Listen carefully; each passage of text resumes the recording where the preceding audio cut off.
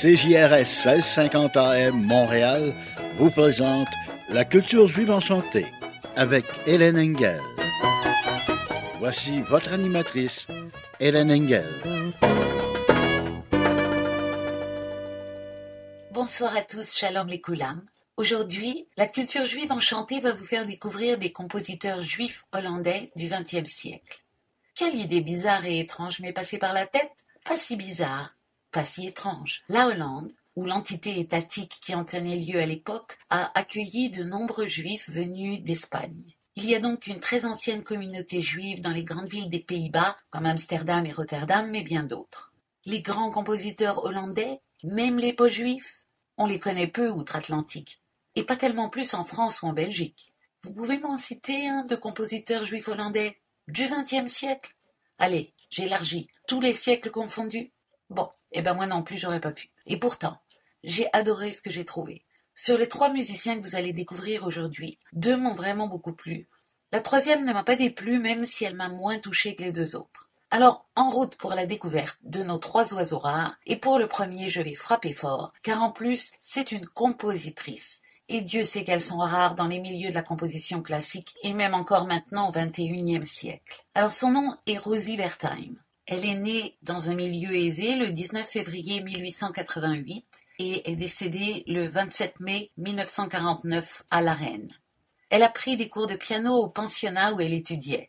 Elle continue cet instrument avec Ulfert Schulz et l'harmonie et le contrepoint avec Bernard Swiers et Sem Dresden, qui est un professeur qu'on retrouvera pour les 2 autres musiciens également. Jusqu'aux années 20, elle a surtout écrit des chansons et des pièces chorales.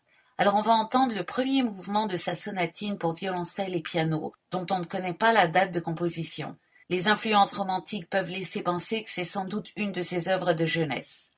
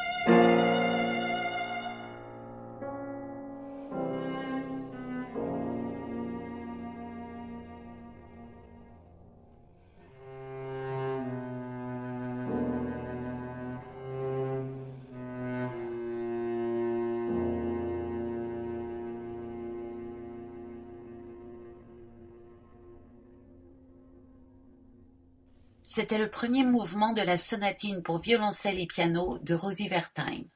En 1921, elle passe un examen d'état de piano. Elle est diplômée et pendant près de 10 ans, elle enseigne au lycée musical d'Amsterdam et dirige des chorales féminines, parmi lesquelles le Island Kinderen, les enfants des îles, pour les enfants pauvres du quartier juif d'Amsterdam. En 1929, elle s'embarque pour Paris où elle doit passer 6 mois, mais elle y reste 6 ans, composant de la musique et écrivant sur la scène musicale parisienne pour le journal d'Amsterdam, Het Volk, tout en étudiant la composition et l'instrumentation avec le compositeur Louis Aubert. Son appartement était un véritable lieu de rendez-vous pour des artistes tels que Arthur Honegger, Darius Milhaud ou Olivier Messiaen. Elle est devenue très proche d'une autre compositrice que je ne connaissais pas, Elsa Baren. Elle part en 1935 à Vienne, où elle étudie le contrepoint avec Karl Weigel. En 1936, elle va aux États-Unis, où elle donne des conférences et voit même quelques-unes de ses pièces se faire jouer. Mais la tension en Europe fait qu'elle décide de rentrer.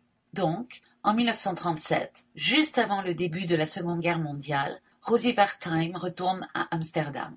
Pendant toute cette période et même après que la guerre a éclaté, elle composera beaucoup. Alors écoutons le finale de la sonatine dont nous venons d'entendre le premier mouvement.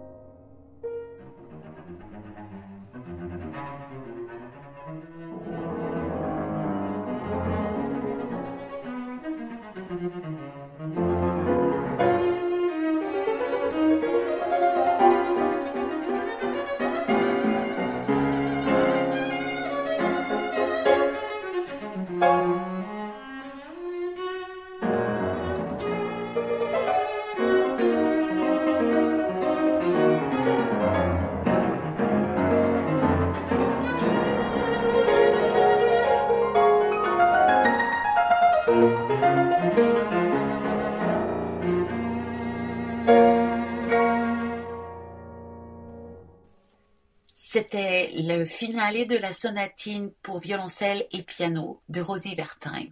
Sa musique des années 30 se caractérise par un son léger, lumineux, comme impressionniste. Bien que ne soit pas datée, on pense donc que sa sonatine date de ces années-là. Durant l'occupation allemande, Rosie Wertheim donne des concerts secrets dans sa cave où elle joue de la musique de compositeurs juifs bannis. Après septembre 42, elle entre dans la clandestinité pour échapper aux déportations.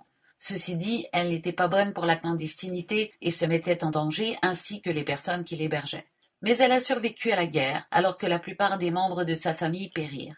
Écoutons une des 3 chansons pour voix et piano écrites en 1939 qui est vraiment dans la lignée de la musique française du début du XXe siècle. Le texte est de Li Taipo, un poète chinois du 8e siècle, dont Gustave Mahler avait mis aussi 4 poèmes dans sa symphonie Le Chant de la Terre.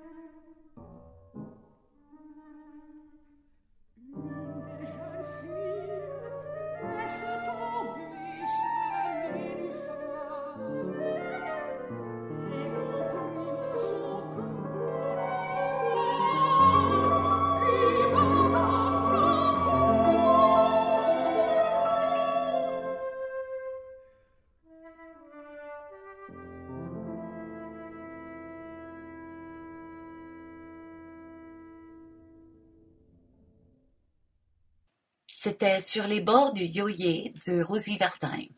Après la guerre, Rosie Wertheim enseigne dans l'école de musique de la Reine, mais devient gravement malade et meurt le 27 mai 1949 à la Reine.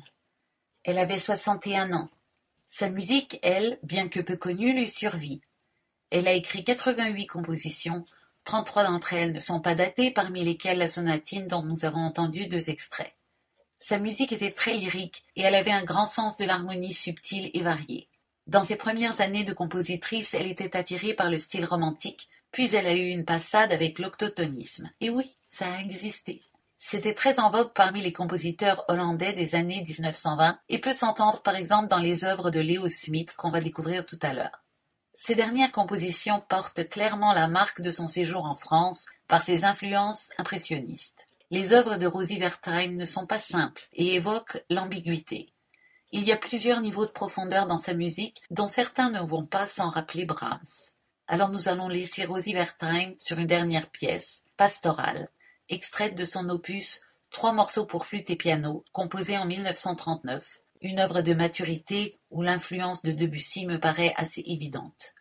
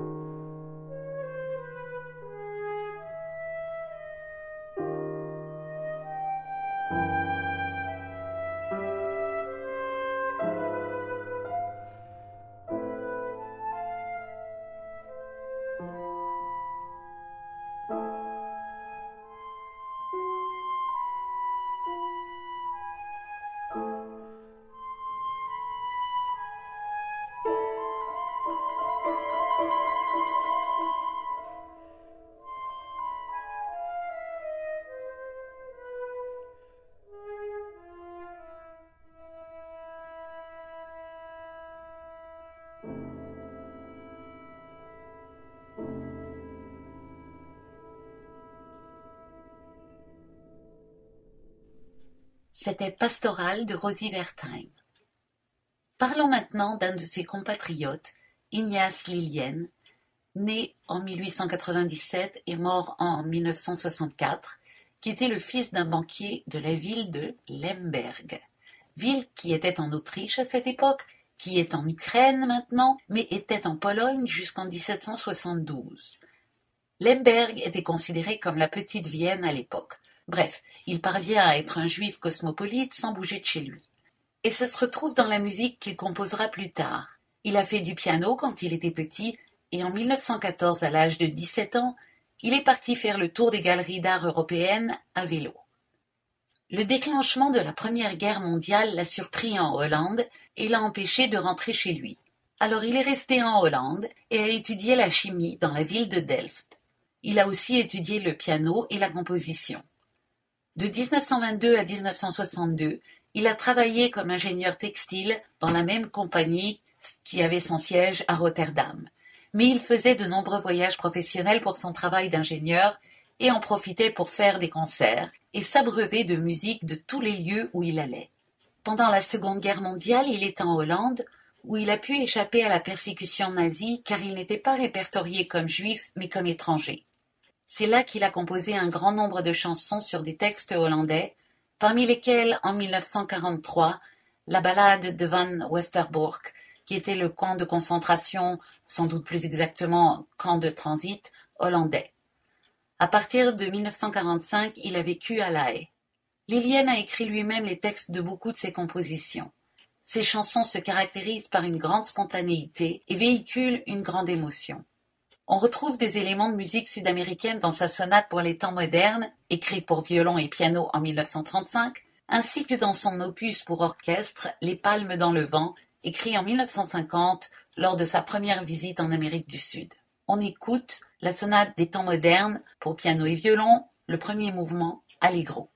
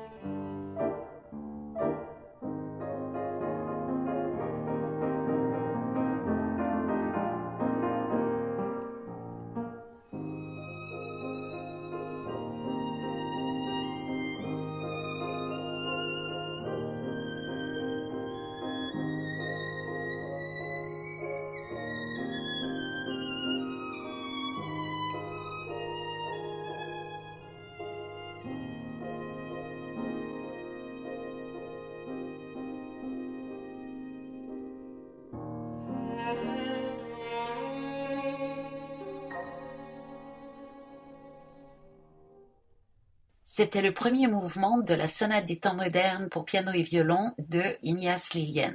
Vous avez entendu le petit clin d'œil à Gershwin à la toute fin de ce mouvement.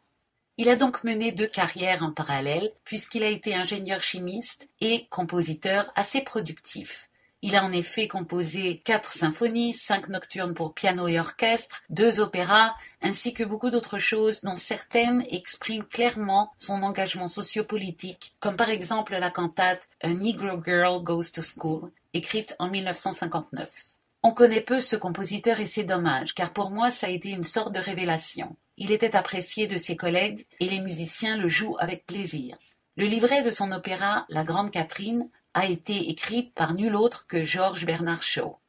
C'était un bouillant personnage, exubérant et agité, comme en témoignent sa correspondance et quelques anecdotes qui émaillent sa biographie. Par exemple celle-ci. Il voulait que le violoniste Wilhelm Noske joue sa 2e sonate pour violon qu'il venait de finir. Alors il a débarqué chez lui sans prévenir un dimanche matin. Noske était encore au lit, et Lilien s'est assis dans son salon et lui a dit « Vous avez 20 minutes pour vous habiller ». Le titre d'un de ses ouvrages de jeunesse est peut-être une belle métaphore de sa personne. Il s'agit de « Rêve fiévreux ». Peut-être est-ce ainsi qu'il voyait la vie, un long rêve fiévreux, qui prendra fin avec sa mort en 1964. La sonate des temps modernes dont nous avons entendu le premier mouvement a été composée en 1935. À ce moment-là, il vivait en Bohême, dans la ville de Reichenberg, qui est actuellement en République tchèque. Nous allons entendre maintenant le 3e mouvement qui fait particulièrement entendre les influences sud-américaines. Il a d'ailleurs été publié indépendamment sous le nom de Rondo brésilien. Moi, je dois dire que j'y entendrai surtout Ravel et Bizet ou Chabrier dans leur veine hispanisantes. Prêtez attention au très beau dialogue entre le piano et le violon.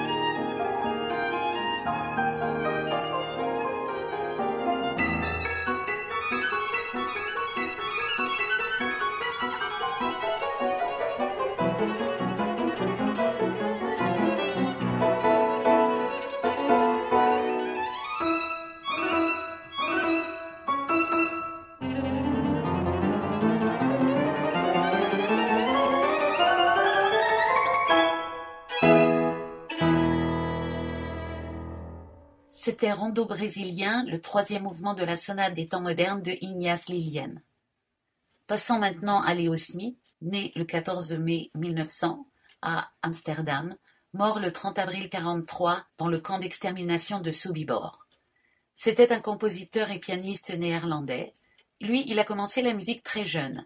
Sa sœur Nora étudiait la harpe et c'est ainsi que la fameuse harpiste Rosa Speer est devenue une familière de leur maisonnée puisque c'était son professeur. La première composition de Leo Smit date de quand il avait 16 ans. Après, il étudie la composition au Conservatoire d'Amsterdam et en 1924, il est devenu le premier étudiant de ce conservatoire à recevoir son diplôme de composition cum laude. En 1922, alors qu'il était encore étudiant, il a écrit une œuvre orchestrale intitulée Silhouetten, qui a été jouée 3 ans plus tard. Et la critique a tout de suite noté les influences jazz. En 1927, très impressionné par la musique de Maurice Ravel et de Igor Stravinsky, il s'installe à Paris, où il a été en contact étroit avec les compositeurs du groupe des 6, qui incluaient Darius Milhaud, Arthur Honegger et Francis Poulenc. Il est aussi très inspiré par Claude Debussy et Albert Roussel. Pendant son séjour à Paris, ses liens avec la Hollande restent solides et ses œuvres sont jouées à Amsterdam. C'est aussi pendant ce séjour à Paris, qui dure 8-9 ans, qu'il compose 3 œuvres majeures pour la harpe, les 3 dédiées à Rosa Speer, le professeur de sa sœur et harpiste de grande renommée. Leo Smit compose dans un style néoclassique assez clair, mais il est très inspiré par son époque. Sa musique est chaleureuse, mélodique, très variée. Nombre de ses œuvres incluent des rythmes et des harmonies de jazz. La couleur française de sa musique est indiscutable, mais on y trouve aussi quelque chose d'Hindemith ici, de Stravinsky là. Alors je vous propose d'écouter une pièce intitulée « 2 hommages pour piano solo à Sherlock Holmes ». Je ne vois pas trop où est Sherlock Holmes là-dedans, mais bon, en tout cas, j'entends très bien où est le jazz.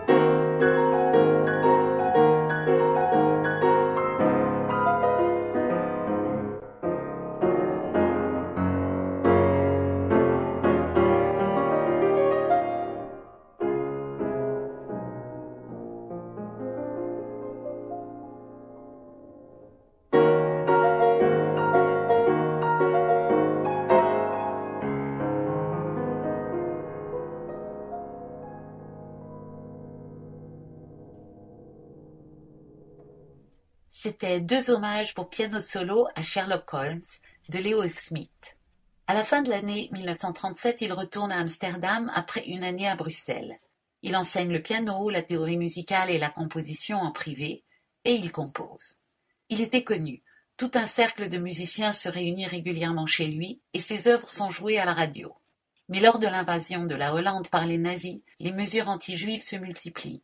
En 1941, les musiciens ne pouvaient plus se produire en public. Ses élèves non juifs cessèrent de venir et en 1942, sa femme et lui durent quitter leur maison. Malgré tout cela, Leo Smith continue d'écrire et la sonate pour flûte et piano dont nous allons entendre le second mouvement est sa dernière œuvre, écrite en février 1943. Il est arrêté le 27 avril 1943 et tué 3 jours plus tard à Sobibor. Dans cette dernière œuvre, les influences des musiciens français du groupe des 6 sont particulièrement sensibles.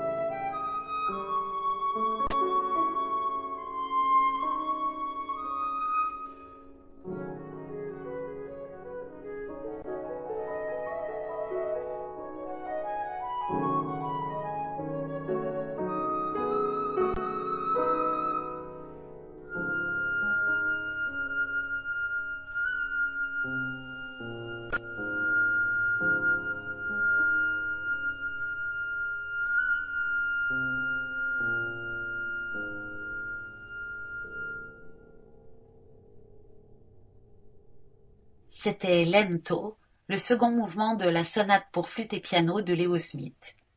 Et les sonorités du prélude à l'après-midi d'un faune de Claude Debussy me paraissent vraiment proches. Smith a composé des œuvres pour orchestre et de la musique de chambre. Son œuvre est tombée dans l'oubli après sa mort, mais depuis les années 1980, on la retrouve et elle est interprétée régulièrement. On a même sorti un coffret de 4 CD contenant ses œuvres complètes sous le nom de Kammermusik et Orchestwerken qui se trouve aisément chez tous les disquaires. Alors pour lui dire au revoir, écoutons une deuxième pièce pour piano solo intitulée Hommage à Remington. Alors cette fois-ci, pas de doute, je comprends où dans la musique est Remington. Pour les jeunes qui ne connaîtraient pas le temps béni des machines à écrire, Remington, qui maintenant est surtout connu pour ses armes à feu et les produits de toilette, c'était une compagnie qui a sorti la machine à écrire avec le clavier QWERTY, qui est maintenant la norme en Amérique du Nord. Et vous allez voir comment on l'entend dans la musique.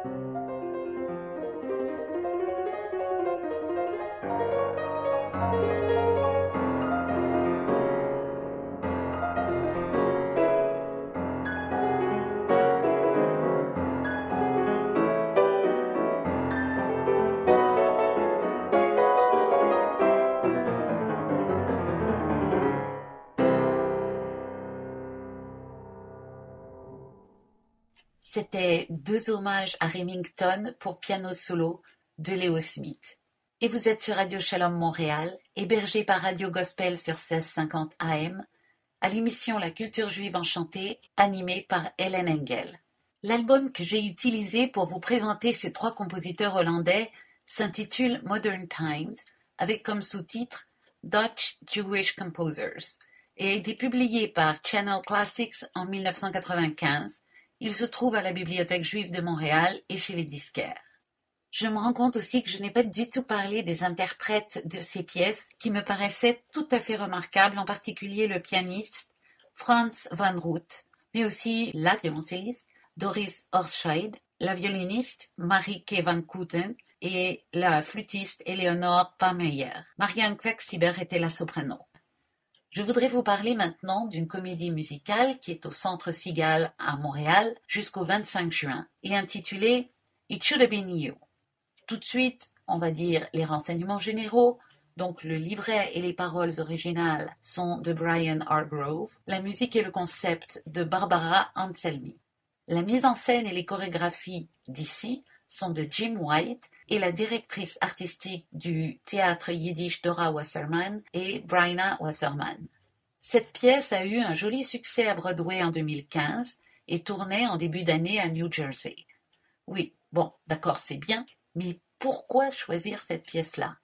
À cette question, la directrice artistique et exécutive du Cigale, Lisa Robin, a déclaré « It Should Have Been You est une charmante comédie romantique, avec une sensibilité contemporaine, remplie de dynamique familiale qui résiste à l'épreuve du temps. Cette production est enrichie par la nostalgie et la richesse de la langue yiddish.